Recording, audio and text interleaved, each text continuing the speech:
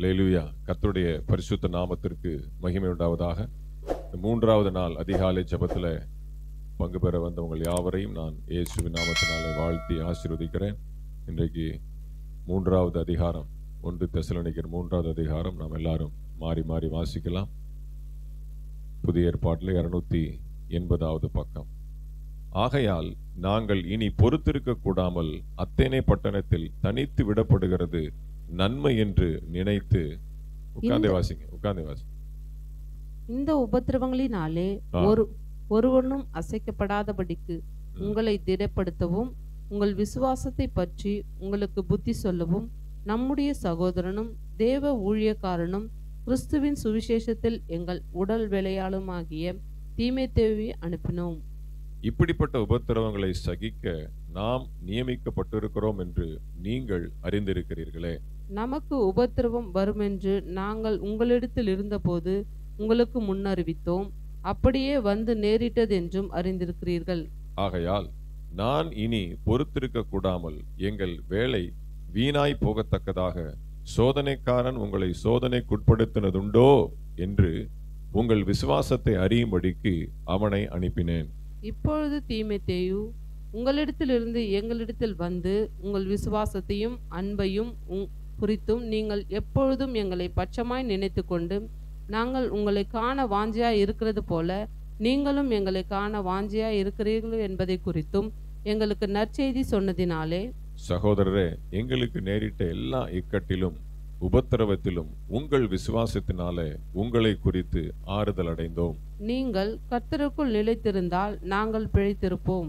மேலும் நம்முடைய தேவனுக்கு முன்பாக நாங்கள் உங்களை குறித்து அடைந்திருக்கிற மிகுந்த சந்தோஷத்திற்காக நாங்கள் தேவனுக்கு எவ்விதமாய் ஸ்தோத்திரம் செலுத்துவோம். உங்கள் முகத்தை கண்டு உங்கள் விசுவாசத்தின் குறைவுகளை நிறைவாக்கும் பொருட்டு இரவும் பகலும் மிகவும் வேண்டிக் கொள்ளுகிறோமே. நம்முடைய பிதாவாகிய தேவனும் நம்முடைய கர்த்தராகிய இயேசு கிறிஸ்துவும் உங்களிடத்திற்கு எங்களை நேராக வழி நடத்துவாராக. நாங்கள் உங்களிடத்தில் வைத்திருக்கிற அன்பு கோப்பாய் நீங்களும் ஒருவரிடத்தில் ஒருவர் வைக்கும் அன்பிலும் மற்றெல்லா மனுஷரிடத்தில் வைக்கும் அன்பிலும் கர்த்தர் உங்களை பெருகவும் நிலைத்தோங்கவும் செய்து, எல்லாரும் சேர்ந்து வாசிப்போம். இவ்விதமாய் நம்முடைய கர்த்தராகிய இயேசு கிறிஸ்து தமது பரிசுத்தவான்கள் அனைவரோடும் கூட வரும்போது நீங்கள் நம்முடைய பிதாவாகிய தேவனுக்கு முன்பாக பிழையற்ற பரிசுத்தமுள்ளவர்களாய் இருக்கும்படி உங்கள் இருதயங்களை ஸ்திரப்படுத்துவாராக. ஆமென். Praise the Lord. அல்லேலூயா. இந்த மூன்றாவது நாள் தியானத்தை கர்த்தர் ஆசீர்வதிப்பாராக. இந்த மூன்றாவது அதிகாரத்தினுடைய தலைப்பு நீங்க பாத்தீங்க அப்படின்னா ஃபீட்பேக். அதாவது எப்படி சொல்றது தமிழ்ல, கருத்து. அதாவது என்ன நடந்திருக்கு அப்படின்ற ஒரு கருத்து ஆய்வு. என்ன தமிழ்ல என்ன சொல்லுவாங்க? நிறை குறையா? சரி, ஏதோ ஃபீட்பேக். எனக்கு தமிழ்ல கரெக்டா தெரியல. ஒரு மீட்டிங் நடத்தினா அது எப்படி நடந்துச்சு அப்படின்னு ஒரு ஃபார்ம் கொடுப்பாங்க. அந்த ஃபார்ம்ல நம்ம ஃபில்அப் பண்ணி கொடுக்கணும். அதுதான் ஃபீட்பேக். அதாவது இந்த மூன்றாம் அதிகாரத்துக்கு ஃபீட்பேக் அப்படின்னு நாம தலைப்பு வைக்கலாம். என்ன நடந்திருக்கு அப்படின்னு சொல்லி நாம் பார்த்தோம்னா, 4ஆம் அதிகாரத்தையும் 4வது வசனத்தையும் 5வது வசனத்தையும் நான் வாசிக்கிறேன். நமக்கு உபத்திரவம் வரும் என்று நாங்கள் உங்களிடத்தில் இருந்தபோது உங்களுக்கு முன் அறிவித்தோம். அப்படியே வந்து நேரிட்டதென்றும் அறிந்திருக்கிறீர்கள். ஆகையால் நான் இனி பொறுத்திருக்க கூடாமல் எங்கள் வேலை வீணாய் போகத்தக்கதாக சோதனைக்காரன் உங்களை சோதனைக்குட்படுத்தினதுண்டோ என்று உங்கள் விசுவாசத்தை அறியும்படிக்கு அவனை அனுப்பினேன். இப்ப தெசலோனிக்கேயர் சபையில இருக்கும் பொழுது பவுல் என்ன பண்ணியிருக்கிறாரு? சுவிசேஷம் சொல்லி ஆண்டவர் கிருபையினால ஜனங்களை ஆதாயப்படுத்தி இருக்கிறார். அப்ப அவர் சொன்ன காரியம், ஜனங்களை ஆதாயப்படுத்தும் போது சொன்ன காரியம் என்ன அப்படின்னா, இயேசு கிறிஸ்துவை ஏற்றுக்கொண்டா நீங்க சுகமா இருப்பீங்கன்னு நினைக்காதீங்க. இயேசு கிறிஸ்துவை ஏற்றுக்கொண்டா நல்லா ஜாக்கிரதையா சொல்லியிருக்கிறார். அப்படிதான் சொல்லணும். ஆக்சுவலா காஸ்பல் அப்படிதான் சொல்லணும். நம்ம இந்த ரஸ்னா கொடுக்குற மாதிரி, சாக்லேட் கொடுக்குற மாதிரி நம்ம சொல்றோம். ஆனா உண்மையிலேயே காஸ்பல் இப்படிதான் சொல்லணும். நீங்க இயேசு கிறிஸ்துவை ஏற்றுக்கொள்ளும் பொழுது உங்களுக்கு உபத்திரவம் வரும், பாடுகள் வரும் அப்படின்னு சொல்லி தெளிவா சொல்லிட்டார். எடுத்த உடனே உங்களுக்கு எல்லாம் உயர்வு வந்துடும், மேன்மை வந்துடும், வாளாக்காமல் தலையாக்குவார், கீழாக்காமல் மேலாவீர்கள் அப்படின்னு சொல்லி அவர் சொல்லல. நான் உங்களிடத்தில் இருந்தபோது நான் என்ன அறிவித்திருந்தேன்? பாடு வரும், உபத்திரவம் வரும் என்று நான் உங்களுக்கு சொல்லியிருந்தேன். இவர் சொல்லிட்டு போயிட்டார். அதே மாதிரி என்ன ஆயிடுச்சு? அவங்களுக்கு உபத்திரவம் வந்துருச்சு. புரியுதா உங்களுக்கு? அப்ப பாருங்க அந்த 3ஆம் வசனத்துல 4ஆம் வசனத்துல பாருங்க, அப்படியே வந்து நேரிட்டது என்றும் அறிந்திருக்கிறீர்கள். எல்லாரும் இயேசு கிறிஸ்துவை ஏற்றுக்கொண்டாங்க, சபைக்கு போறாங்க, ஆராதிக்கிறாங்க. ஆனா பாருங்க உபத்திரவம் வர ஆரம்பிச்சிருச்சு, பிரச்சனை வர ஆரம்பிச்சு. நான் ரட்சிக்கப்பட்ட புதுசுல ஆபீஸ் விட்டு வந்தோடனே சர்ச்சில் தான் இருப்பேன். அப்போ பெரிய சர்ச்சு, பாஸ்டர் உட்காந்துருப்பார், நான் எங்கேயாவது ஓரத்தில் உட்காந்து ஜெபம் பண்ணிட்டு எல்லாத்தையும் பார்த்துருப்பேன். யாராவது வந்து பாஸ்டர்கிட்ட பேசிட்டு இருப்பாங்க, அதை நான் அப்படியே கவனிச்சுட்டே இருப்பேன். அப்போ ஒரு ஃபேமிலி வந்தாங்க, வந்தோடனே பேசினாங்க, பாஸ்டர் ஜெபம் பண்ண பண்ண ரொம்ப உபத்திரமா வருது பாஸ்டர், என்ன பண்றது அப்படின்னு வந்து கேட்குறாங்க அவர்கிட்ட. அப்போ விட்டுலாமா பிரதர் ஜெபத்தை விடவும் முடியாதே பாஸ்டர், என்ன பண்றது, பண்ணித்தான் பிரதர் ஆகணும். அவர் ரொம்ப விளையாட்டா சொல்றாரு. அவர் என்ன, பாடு வருது, உபத்திரம் வருது, ஜெபிக்கும் பொழுது உங்களுக்கு உபத்திரமும் பாடுகளும் வருது அப்படின்னா பின்னாடி ஒரு மேன்மை இருக்குன்னு அர்த்தம். பின்னாடி உங்களுக்கு ஒரு பெரிய ஆசீர்வாதத்தை வச்சிருக்காருன்னு அர்த்தம். இன்னும் காட்டிலும் கர்த்தர் உங்களை நேசிக்கிறார்னு அர்த்தம் பிரதர். அதுதான் வந்து காரியம். அதனால சோர்ந்து போகாம ஜெபம் பண்ணுங்க அப்படிப்பார். அதே மாதிரி பவுல் பாருங்க, பாடுகள் உபத்திரம் வரும் என்று சொல்லி தெளிவாவே முன்னக்கூட்டியே சொல்லிட்டார். அப்ப அதே மாதிரி இப்போ வந்துருச்சு. அடுத்த வசனம் பாருங்க, இனி பொறுத்திருக்க கூடாமல். அப்ப எந்த அளவுக்கு அந்த பிரசவ வேதனைப்படுகிறார் பாருங்க பவுல், அந்த அளவுக்கு பாரம். ஐயோ உபத்திரம் வந்துருச்சே, அந்த உபத்திரத்துல அவங்க நிப்பாங்களா, உபத்திரவத்துல எப்படி நிக்கிறாங்க, பின்வாங்கி போயிட்டாங்களா, இல்ல ஸ்ட்ராங்கா இருக்கிறாங்களா, ஆண்டவரை சரியா பற்றி கொண்டு இருக்கிறாங்களா அப்படிங்கிற அந்த அந்த ரிசல்ட், அந்த ஃபீட்பேக் என்ன நடந்திருக்கு அப்படின்னு தெரியறதுக்கு இவரால் பொறுமையா இருக்க முடியல. இங்க இருந்து யாரா ஒருத்தனை அனுப்பி அங்க என்ன நடந்திருக்கு போய் பார்த்துட்டு வாப்பா, அந்த சர்ச்சை போய் ஒரு விசிட் பண்ணிட்டு வா, அங்க என்ன நடந்திருக்கு அப்படின்னு அவருக்கு தெரிந்து கொள்ள ஆவல். அதை பொறுத்திருக்க கூடாமல், நான் உங்கள் மத்தியிலே செய்த வேலை வீணாய் போயிருச்சோ, இவ்வளவு கஷ்டப்பட்டு அலைஞ்சு நானே என்னுடைய சொந்த கையினால வேலை செய்து சம்பாதித்து உங்களுக்கு நான் சுவிசேஷத்தை அறிவித்து உபத்திரவம் வரும் என்று சொல்லி அந்த உபத்திரவத்துல நீங்கள் விழுந்து போயிட்டீங்களோ, பின்மாறி போயிட்டீங்களோ அப்படின்னு சொல்லி பயந்து ஒரு தாயை போல பாருங்க அவர் பொறுத்திருக்க, இனியும் என்னால் பொறுத்திருக்க கூடாமல் என்ன ஆயிற்றோ, எங்கள் வேலை வீணாய் போயிருச்சோ அப்படின்னு சொல்லி சோதனைக்காரன் உங்களை சோதனைப்படுத்தி விட்டானோ என்று அறியும்படி அவனை அனுப்பினேன். தீமோத்தேயை அனுப்புகிறான். அல்லேலூயா. இத படிக்கும் போது எனக்கு அப்படியே எந்த அளவுக்கு அவர் மனதுல அந்த சபையாரை குறித்த ஒரு பாரம் வச்சிருக்கிறாரு பாருங்க. ஏன் சொல்லியாச்சு, உபத்திரம் வரும் நான் சொல்லிட்டேன்ல, அதே மாதிரி வந்துருச்சு, நீ நிக்கிறது உன்னுடைய பாடு. ஆனா அவங்க எப்படி இருக்கிறாங்க, அவங்களை திடப்படுத்தும்படி, அவங்களுக்கு இன்னும் ஆலோசனை கொடுக்கும்படி, இன்னும் கர்த்தருக்குள்ளாக அவர்கள் வேரூன்றும்படி அவர் என்ன பண்றார், தன்னுடைய உத்தம சீஷனாகிய தீமோத்தேயை அனுப்புகிறார். அப்ப இதை நான் நேற்று இரவு தியானித்துக் கொண்டிருக்கும் பொழுது அங்க பாருங்க, உங்களை உட்படுத்தினதுண்டோ அந்த உண்டோ அப்படின்ற வார்த்தை திருப்பி திருப்பி நான் வாசிக்கும் பொழுது என்னுடைய தியானம் எங்க போச்சு அப்படின்னா, தானியேல் புஸ்தகம் 6ஆம் அதிகாரம் 18, 19, 20 வாசிங்க. தானியேல் புஸ்தகம் 6வது அதிகாரம் 18, 19, 20. பின்பு ராஜா தன் அரண்மனைக்கு போய் முழுதும் போஜனம் பண்ணாமலும் கீதவாத்தியம் முதலானவைகளை தனக்கு முன்பாக வர ஒட்டாமலும் இருந்தான். இங்க பவுல் வந்து தெசலோனிக்கே சபையார் உபத்திரவப்படுகிறாங்க நினைச்சிட்டு இவருக்கு இங்க சாப்பாடு சாப்பிட முடியல, அவரால் சரியா தூங்க முடியல. என்ன நடந்துச்சோ, ஏது நடந்துச்சோ, ஜனங்க கஷ்டப்படுறாங்களே, உபத்திரவப்படுறாங்களே, நெருக்கப்படுறாங்களே. அதே மாதிரிதான் தரியு ராஜா தானியேலை சிங்கக்கேபிக்கு அனுப்பிச்சிட்டு இவனுக்கு தூக்கம் வரல. ராஜா இரவுக்கு பாட்டு போட்டுதான், ஜேபிஎல்ல பாட்டு போட்டுதான் தூங்குவாரு. ஆனா இரவு கீதங்களை கேட்க அவருக்கு முடியல. கீத வாத்தியம் எல்லாம் ஸ்டாப் பண்ணிட்டார், எல்லாம் ஆர்கெஸ்ட்ரா டீம் எல்லாம் ஸ்டாப் பண்ணுங்க. ராஜா படுத்து தூங்கும்போது ஒருவேளை பக்கத்துல ஒரு கோயர் பாடுவாங்க போலுக்கு, அப்படிலாம் இருந்திருக்கு. நல்ல சம்போகமா இருந்திருக்கிறார். கீத வாத்தியங்கள் முதலானவைகள் தனக்கு முன்பாக வரப்பட்டாமலும் யாரும் கோயர் டீம் யாரையும் பக்கத்துல வராதீங்க. அவ்வளவு வேதனை. என் நண்பனாகிய தானியேல் அந்த சிங்க கெபில எப்படி இருப்பான் அப்படின்னு சொல்லி பவுல் எப்படி வேதனைப்படுகிறாரோ அந்த மாதிரி தரியு இந்த இடத்துல வேதனைப்படுகிறார். வாசிங்க. அவனுக்கு நித்திரையும் வராமற் போயிற்று. காலமே கிழக்கு வெளுக்கும் போது ராஜா எழுந்திருந்து எப்படா விடியும் தீமோத்தேயுவை தெசலோனிக்கே சபைக்கு அனுப்பலாம், எப்ப பொறுத்திருக்க கூடாமல் தீவிரமாக என்ன பண்றார் பவுல், தீமோத்தேயுவை தெசலோனிக்கே சபைக்கு அனுப்புறார். ராஜா பாக்குறான், இரவெல்லாம் அவனால தூக்கம் இல்ல, கிழக்கு வெளுத்த உடனே, கிழக்குல சூரியன் உதித்த உடனே பாருங்க, தீவிரமாய் தானியேலை சந்திக்க போகிறான். சிங்கங்களின் கெபிக்கு தீவிரமாய் போனான்.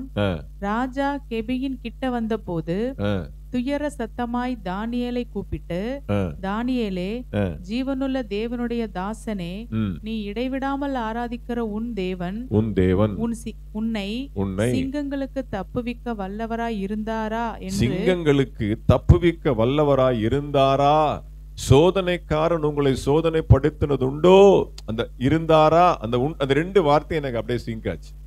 சோதனைக்காரன் உங்களை சோதனைப்படுத்தினது உண்டோ என்று அறிந்து கொள்ளும்படி அவனை அனுப்பினேன். நீ இடைவிடாமல் ஆராதிக்கிற தேவன் உன்னை தப்புவிக்க வல்லவராய் இருந்தாரா என்று நான் பார்க்க ஓடி வந்தேன். அல்லேலூயா. ரெண்டுமே அப்படியே ஒரே இன்சிடென்ட்டா இருக்கு. அப்போ தானியேலின் தேவன் தானியேலை சிங்க கெபியிலே காப்பாற்றுவார் அப்படிங்கிற ஒரு நம்பிக்கை யாருக்கு இருந்துச்சு? தரியுக்கு இருந்துச்சு, தானியேலுக்கு இருந்துச்சு. தானியேலுக்கு என்ன அப்படின்னா, எனக்கு என்னன்னாலும் பிரச்சனை இல்லை, நான் 3 வேளை ஜெபிக்கிறேன், சிங்க என்னை சாப்பிட்டாலும் பிரச்சனை இல்லை, இங்கே எனக்கு எந்த உபத்திரம் வந்தாலும் நாங்கள் அடுத்து அப்பா மடிக்கு போயிடுவேன், இந்த உலக யாத்திரை முடிஞ்சு எது எப்படினாலும் சரி, என்னன்னாலும் சரி. அதே மாதிரிதான் சாத்ராக் மேஷாக் ஆபேத்நேகோவும், தேவன் எங்களை தப்புவித்தாலும் சரி தப்புவியாமல் போனாலும் சரி. அப்ப அவங்க இந்த சரீர பிரகாரமான வாழ்க்கையை குறித்து அவங்க கொஞ்சம் கூட கவலைப்படலை. அவங்க விசுவாசமா ஸ்ட்ராங்கா இருக்க, என்னுடைய ஆவிக்குரிய வாழ்க்கை, என்னுடைய ஆவிக்குரிய ஓட்டம் சரியா இருக்கு, இந்த பூமியில எனக்கு எப்படிப்பட்ட முடிவு வந்தாலும் எனக்கு அதை குறித்து கவலை இல்லை. அப்ப தானியேலுக்குள்ள இருந்த விசுவாசம் எப்படி இருந்தது, அந்த அளவுக்கு பவுல் தெசலோனிக்கே சபைக்கு என்ன பண்ணியிருக்காரு? போதனை கொடுத்திருக்கிறார். ஏன்னா அவங்க ஸ்ட்ராங்கா நிக்கிறாங்க. தானியேல் எப்படி ஸ்ட்ராங்கா நின்னாரோ அதே மாதிரி ஸ்ட்ராங்கா நிக்கிறாங்க. இப்போ தரியு கேட்கிறாரு, நீ இடைவிடாமல் ஆராதிக்கிற தேவன் உன்னை தப்புவித்தாரா? ஏன் அவர் அப்படி கேட்கிறார் அப்படின்னா, அதே அதிகாரத்துல 16வது வசனத்துடைய கடைசி பகுதியை நான் வாசிக்கிறேன் பாருங்க. 16வது வசனம், ராஜா தானியேலை நோக்கி, நீ இடைவிடாமல் ஆராதிக்கிற உன் தேவன் உன்னை தப்புவிப்பார் என்றார். சிங்கக்கபிக்கு போறதுக்கு முன்னாடி அவனை சர்டிபிகேட், விசுவாச சர்டிபிகேட் கொடுத்து அனுப்புறார். நீ இடைவிடாமல் ஆராதிக்கிற தேவன் உன்னை தப்புவிப்பார் என்றான். தானியேலை நோக்கி சொல்லிட்டு தான் தானியேலை சிங்கக்கபிக்கு நேரம் அனுப்புறான்.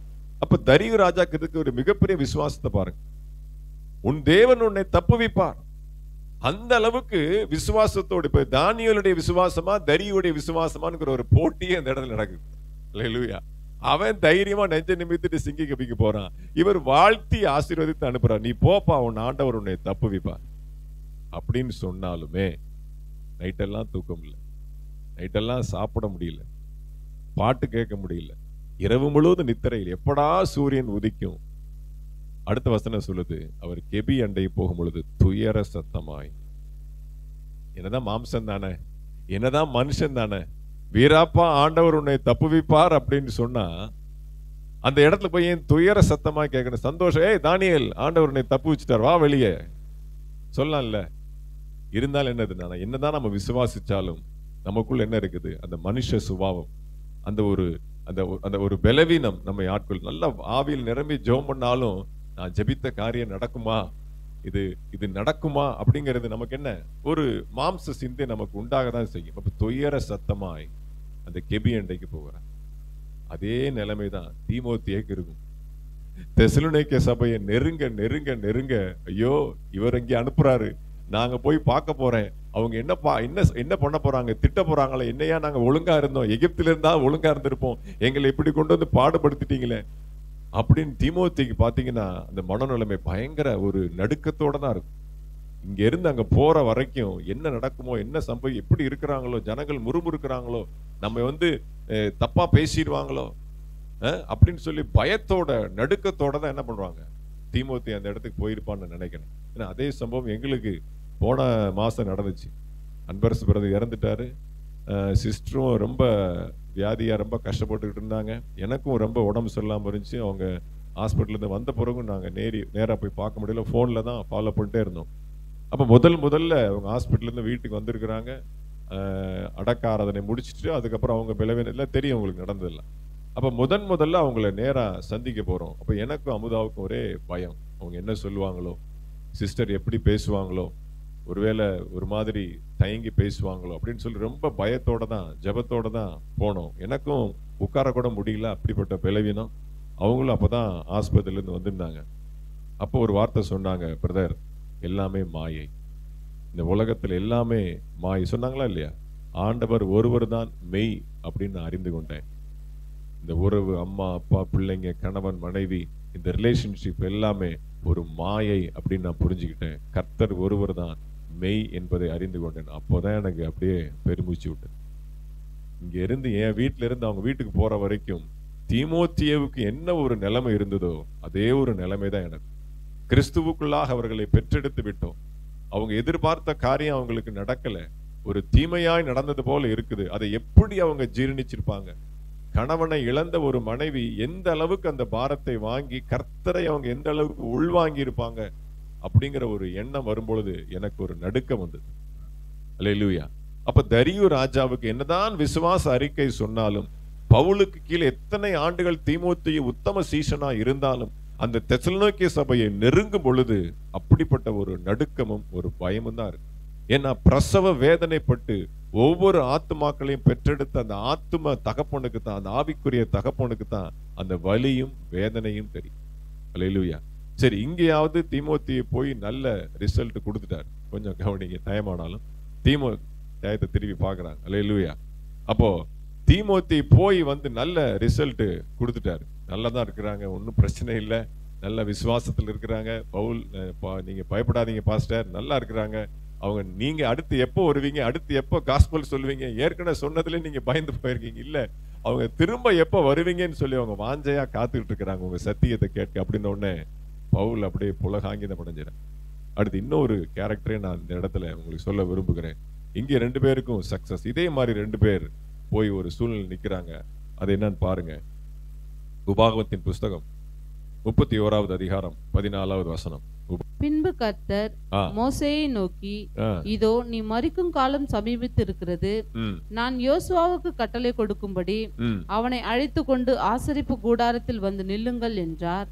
அப்படியே மோசேயும் யோசுவாவும் போய் ஆசரிப்பு கூடாரத்தில் நின்றார்கள். மோசேயும் யோசுவாவும் போய் ஆசரிப்பு கூடாரத்தில் நின்றார்கள். இது மோசேயிட்ட இருந்து பவர் டிரான்ஸ்பர் ஆகக்கூடிய ஒரு நேரம். பவர் ஹேண்ட் ஓவர் கொடுக்கும். மோசேயிட்ட இருந்து அதிகாரத்தை எடுத்து யோசுவா கையில ஆண்டவர் பொறுப்பை கொடுக்க போறார். மோசே மரிக்கும் காலம். வேதம் சொல்லுகிறது, யோசுவா ஆசரிப்பு கூடாரத்தை விட்டு பிரியாது இருந்தான். ஆசரிப்பு கூடாரத்தினோட வாசல்ல தான் யோசுவா இருப்பான். ஆனா இன்னைக்கு முதல்ல எப்பயுமே மோசே தான் ஆசரிப்பு கூடாரத்துக்குள்ள போவார். அந்த கேருபீன்கள் மத்தியிலும் அந்த புகைகள் மத்தியிலே தேவன் மோசையோட பேசுவார். வெளியே அவர் ஜனங்களை ஆசீர்வதிப்பார். ஆண்டவர் உள்ள என்ன சொன்னார்ன்றதை வெளியில ஜனங்களுக்கு சொல்வார். ஆனா முதல்ல இப்பதான் 2 பேருமே உள்ள போறாங்க. the first entry of Joshua into the அந்த ஆசரிப்பு கூடாரம், அந்த டேபர்நாக்கிள்குள்ள அவன் போகிறான். அப்ப எவ்வளவு நடுக்க இருந்திருக்கு யோசித்து பாருங்க. நான் தியானிச்சு பார்க்கும்போது முன்னாடி பாஸ் நிக்கிறாரு, மோசே பாஸ் நிக்கிறாரு, இங்க யோசுவா நிக்கிறாரு. ஆசரிப்பு கூடாரத்துக்கு முன்பாக தேவன் பேச போகிறார். யோசுவாவுடைய மனநிலைமையை நான் எப்படி கற்பனை பண்ணி பார்க்கிறேன் அப்படின்னா, இவர்கிட்ட இருந்து பொறுப்பை இவர்கிட்ட கொடுக்க போகிறார். இவர் ஏற்கனவே தோத்து போயிட்டார்.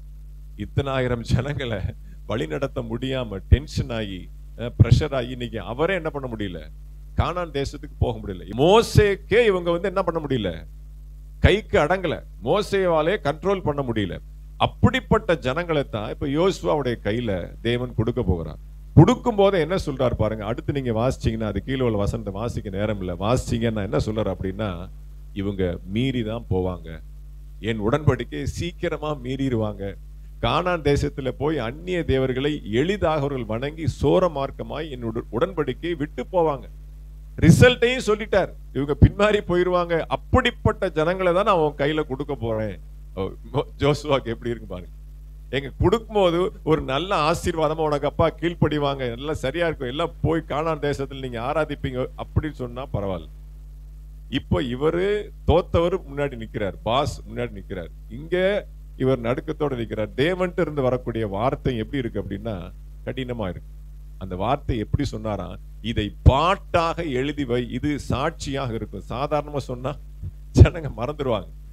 இவங்க பின்மாறி போயிருவாங்க, சீக்கிரமா அந்நிய தேவர்களை பின்பற்றுவாங்க என்கிற அந்த காரியத்தை பாட்டா எழுது அப்படின்னு மோசேட்ட சொல்ற. நீங்க கீழே வாசிச்சு பாத்தீங்கன்னா தெரியும். அவர்கள் பாடலாக எழுதி அதை அடையாளமாக வைத்தார்கள் அப்படின்னு இருக்கும். அல்லேலூயா. பாருங்க 23ஆம் வசனத்துலதான் ஆண்டவர் முதலாக யோசுவாவு கூட டைரக்டா பேசுறார். முகமுகமாய் மோசே கூட பேசினது மாதிரி 23ஆம் வசனத்தை வாசிங்க. அவர் நூனின் குமாரனாகி யோசுவாவை நோக்கி, நீ பலம் கொண்டு திடமனதாயிரு, இஸ்ரவேல் புத்திரருக்கு நான் ஆணையிட்டு கொடுத்த தேசத்தில் நீ அவர்களை நடத்தி கொண்டு போவாய், நான் உன்னோடு இருப்பேன் என்று கட்டளையிட்டார். அல்லேலூயா. பாருங்க இதே காரியத்தை தான் 31ஆம் அதிகாரம் 7ஆம் வசனத்துல மோசேயும் யோசுவாவுக்கு அதே பலம் கொண்டு திடமனதாயிரு. மோசே என்ன வார்த்தையை யோசுவாவுக்கு சொன்னானோ அதே வார்த்தையை தான் தேவனும் யோசுவாவுக்கு சொல்லுகிறார்.